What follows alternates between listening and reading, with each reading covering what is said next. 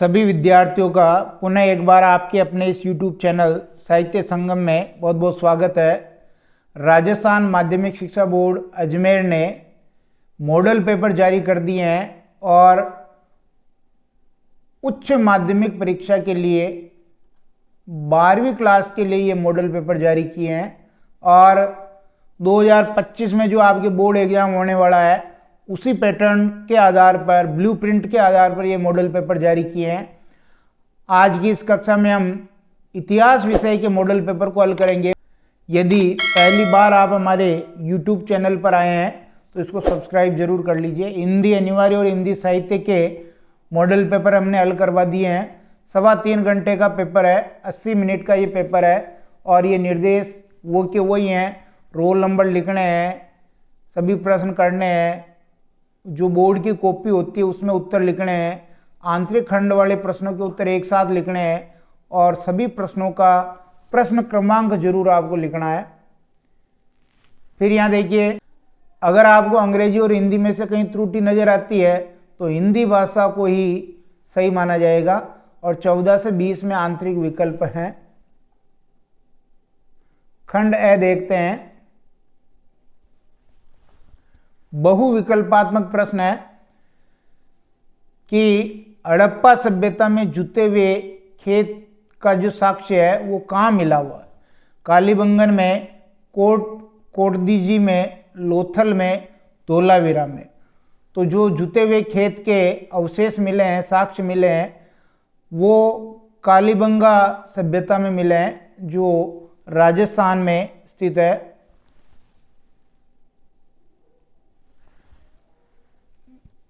किस वंश के शासकों ने अपने नाम के आगे देवपुत्र की उपाधि लगाई थी? कुषाण वंश के शासक थे, एक मौर्य वंश के, एक सातवाहन वंश के, राष्ट्रकूट वंश के। कुषाण वंश के जो शासक थे वो अपने नाम के आगे देवपुत्र शब्द लगाते थे। कुषाण शासक, ए वाला ऑप्शन सही हो जाएगा। तीसरा प्रश्न है कि मेसोपोटामिया के लेक मेलुहा को किसका देश कहते हैं? नाविकों का देश, वीरों का देश, दासों का देश या मवेशियों का देश? तो ये जो देश कहलाता है वो नाविकों का देश कहलाता है। ए वाला ऑप्शन बिल्कुल सही है। दसपुर किस नगर का प्राचीन नाम था? दिल्ली का, मंदसौर का, पटना का, कन्नौज का? तो दसपुर मंदसौर का प्राचीन नाम था। बे वाला विकल्प बिल्कुल सही है। 5वां प्रश्न कहना है, जॉन मार्शल ने सांची पर लिखे अपनी महत्वपूर्ण ग्रंथों को किसे समर्पित किया? शाहजहां बेगम, सुल्तान जहां बेगम, मरियम बेगम, दिलखुश बेगम? तो वो जो है सुल्तान जहां बेगम को समर्पित किया। बे वाला विकल्प बिल्कुल सही है। उसके बाद देखिए, 6वां प्रश्न कह रहा है कि रिहेला नामक जो यात्रा वृत्तांत है किस विदेशी यात्री ने लिखा? कौन सा यात्रा वृत्तांत? रिहेला यात्रा वृत्तांत किस विदेशी यात्री ने लिखा? अल बरूनी, इब्न बतूता, अमीर खुसरो या मोहम्मद गजनवी? तो वो इब्न बतूता का यात्रा वृत्तांत है। बे वाला ऑप्शन बिल्कुल सही है। तवरम क्या था? तवरम क्या था? भजनों के संकलन का ग्रंथ है, दक्षिण भारत की एक लिपि है, दक्षिण भारत में प्रचलित भोज्य पदार्थ है या वैष्णव परंपरा है? तो ये तवरम जो है भजनों के संकलन का ग्रंथ है। ये ए वाला विकल्प बिल्कुल सही है। भजनों के संकलन का ग्रंथ तवरम कहलाता है। उलटभाषी रचनाओं का संबंध किससे रहा है? रहीम से, रेदास से, कबीर से, दादू से?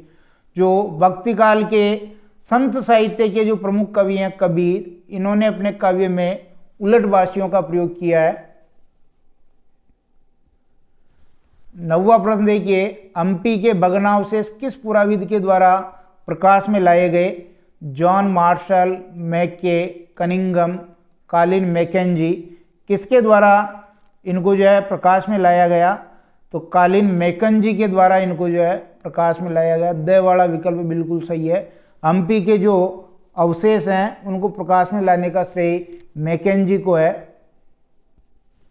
विजयनगर साम्राज्य की स्थापना कब हुई? बहुत बार ये प्रश्न पूछा गया है। 1436 ईस्वी में, 1236 ईस्वी में, 1536 में या 1336 में? तो 1336 ईस्वी में विजयनगर साम्राज्य की स्थापना हुई। द वाला विकल्प बिल्कुल सही है।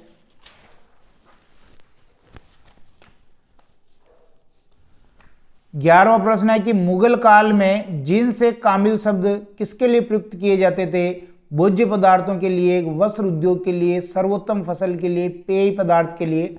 तो ये जो जींस ए कामिल जो शब्द है ये सर्वोत्तम फसल के लिए प्रयोग में लिया गया शब्द है। स वाला विकल्प बिल्कुल सही है। मुगल साम्राज्य में वित्तीय व्यवस्था के देख रेख की जिम्मेदारी किसकी थी? मीर बख्शी की, दीवान की, मनसबदार की, मुहतसिब की? तो ये दीवान की जिम्मेदारी होती थी कि जो वित्तीय व्यवस्था है उसकी देख रेख करें। भारत में ईस्ट इंडिया कंपनी के प्रशासन तथा क्रियाकलापों के विषय में कौन सी रिपोर्ट तैयार की गई थी? 7वीं रिपोर्ट, 10वीं रिपोर्ट, 8वीं रिपोर्ट, 5वीं रिपोर्ट? तो जो रिपोर्ट तैयार की गई थी वो 5वीं रिपोर्ट थी। विकल्प द सही है। दामिन ई कोह का क्षेत्र किस जनजाति से संबंधित था? संथाल, गरासिया, मुंडा या भील? तो ये जो जनजाति थी ये संथाल जनजाति थी। ए वाला विकल्प बिल्कुल सही है।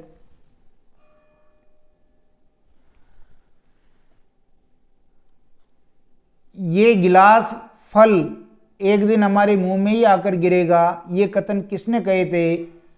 लॉर्ड मैकाले ने, लॉर्ड कॉर्नवालिस ने, लॉर्ड डलहौजी ने या लॉर्ड वेलेजली ने?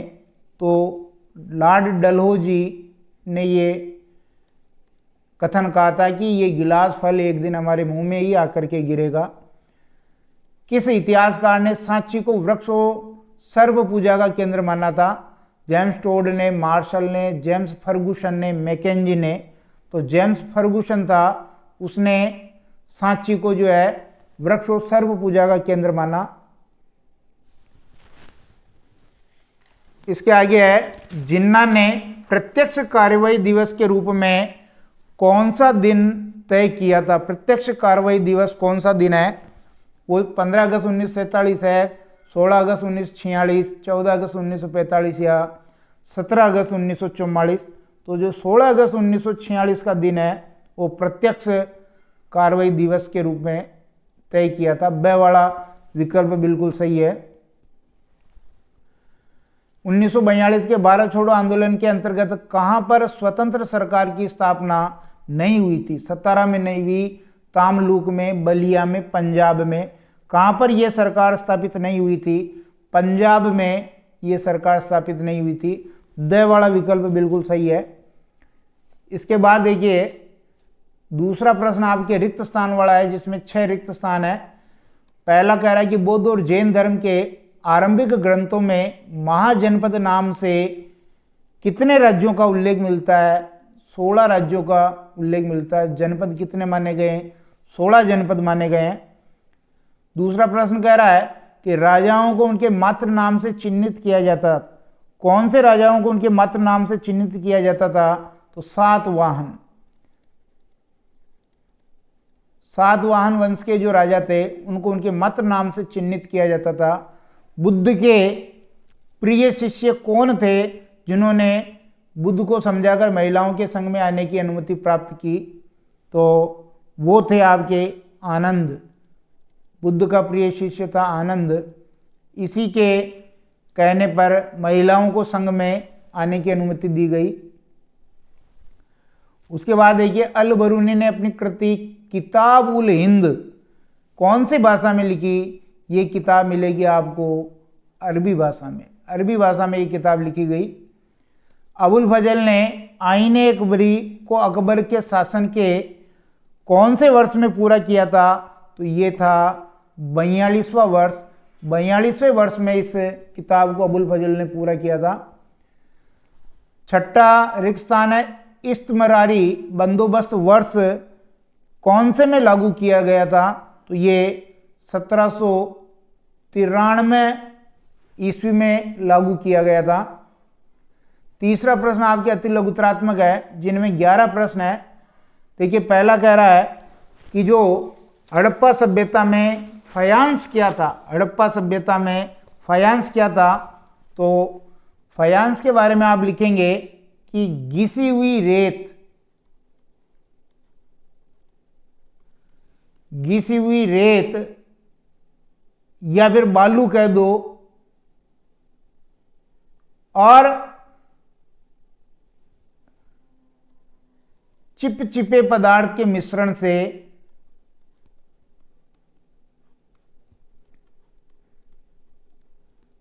चिपचिपे पदार्थ के मिश्रण से बनाया गया एक पदार्थ था जिससे क्या बनते थे? छोटे पात्र।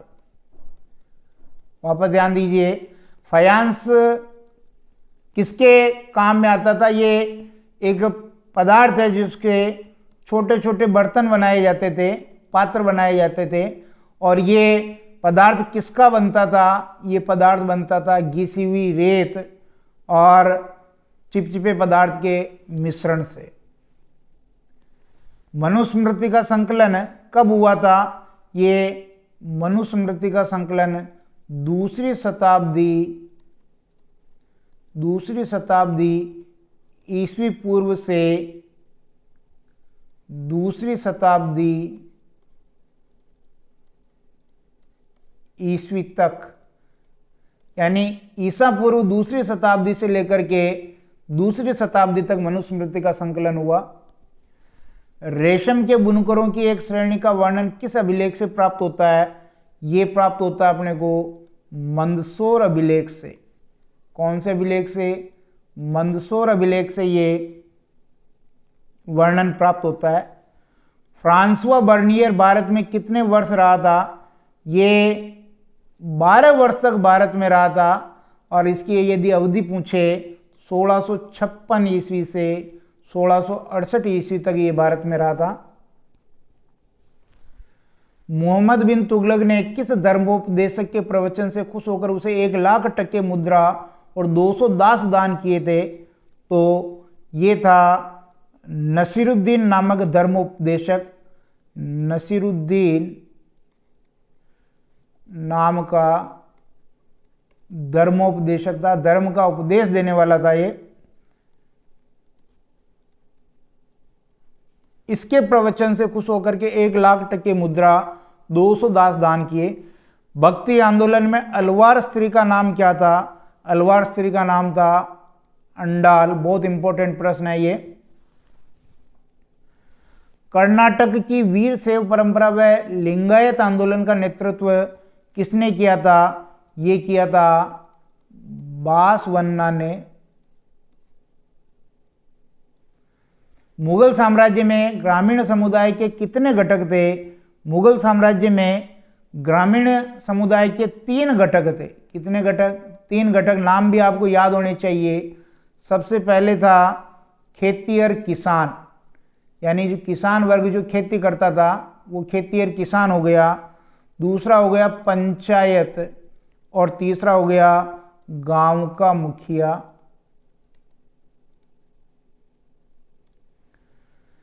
दक्कन दंगा आयोग की रिपोर्ट बंबई सरकार के आयोग ने ब्रिटिश पार्लियामेंट में किस वर्ष प्रस्तुत की गई थी?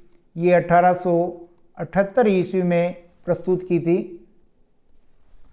10वां प्रश्न कह रहा महात्मा गांधी ने दांडी यात्रा को कब शुरू किया था? ये दांडी मार्च शुरू हुआ था 12 मार्च 1930 को, जब वो अपने कुछ अनुयायियों को लेकर के समुद्र किनारे नमक आंदोलन उन्होंने शुरू किया था। 11वां प्रश्न कह रहा है कि 13 दिसंबर 1946 को संविधान सभा के समक्ष उद्देश्य प्रस्ताव किसने प्रस्तुत किया? पंडित जवाहरलाल नेहरू ने उद्देश्य प्रस्ताव प्रस्तुत किया था। खंड ब आपके लघुतरात्मक प्रश्न का है, जिसमें मौर्य साम्राज्य के प्रमुख राजनीतिक केंद्र कौन कौन से थे? तो मौर्य साम्राज्य की सबसे पहले देखिए राजधानी थी पाटलिपुत्र। अब इनके स्थान पूछे तो देखिए तक्षशिला हो गया, तक्षशिला के बाद उज्जैनी हो गया, तोसली हो गया, और सुवर्णगिरी हो गया।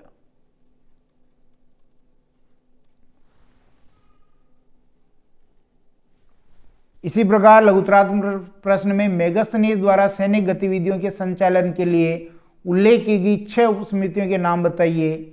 बहिर्विवाह पद्धति किसे कहते हैं? बर्नियर ने मुगल साम्राज्य को किस रूप में देखा? विजयनगर साम्राज्य की अमर नायक प्रणाली के बारे में क्या जानते हैं?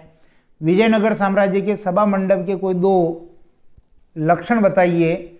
मुगल साम्राज्य में या मुगल काल में जमींदारों की समृद्धि की वजह उनकी विस्तृत व्यक्तिगत जमीन थी, इसका मूल्यांकन कीजिए। ईस्ट इंडिया कंपनी के एजेंट के रूप में बुकानन की भूमिका का परीक्षण कीजिए। अवध के विलय में अंग्रेजों की दिलचस्पी क्यों थी? जयपाल सिंह द्वारा संविधान सभा में आदिवासियों की सुरक्षा के लिए दी गई दलीलों पर संक्षेप में चर्चा कीजिए। खंड से दीर्घ उत्तरीय प्रश्नों का है। हड़प्पा सभ्यता के नगर मोहनजोदड़ो की विशेषताओं का वर्णन कीजिए। हड़प्पा सभ्यता के पतन के अनेक कारण थे, कौन कौन से उनको लिखना है। भक्ति आंदोलन में अलवार और नयनार परंपरा में अंतर स्पष्ट करना है। जो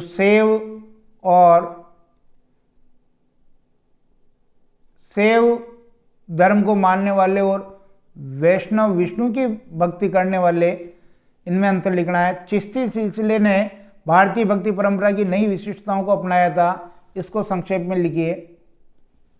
अंग्रेजों ने 1857 के विद्रोह को दबाने के लिए कौन कौन से कदम उठाए? राष्ट्रवादी दृश्य कल्पना के संदर्भ में चर्चा कीजिए। संविधान सभा के प्रमुख सदस्यों की भूमिका का परीक्षण कीजिए। उन्हें सारे की जरूरत है, उन्हें एक सीडी चाहिए। एन.जी. रंगा के इस कथन का परीक्षण कीजिए। खंड द में निबंधात्मक प्रश्न है। बौद्ध धर्म में स्तूप संरचना को बताते हुए सांची के स्तूप की विशेषताओं का वर्णन कीजिए। नई धार्मिक परंपराओं में महायान बौद्ध मत के विकास का विश्लेषण कीजिए। गोलमेज सम्मेलनों का विस्तार से वर्णन कीजिए। भारत में स्वतंत्रता आंदोलन में महात्मा गांधी के योगदान का वर्णन कीजिए। भारत के मानचित्र में आपको लोथल, कलिंग, सांची, कन्नौज, पुहार इनको दर्शाना है, या फिर इसके अथवा में बम्बई, मसूलीपट्टनम, झांसी, कटक और मेरठ इनको दर्शाना है। इस प्रकार ये इतिहास का पेपर था जो हमने हल किया। और भी मॉडल पेपर को हम हल करेंगे।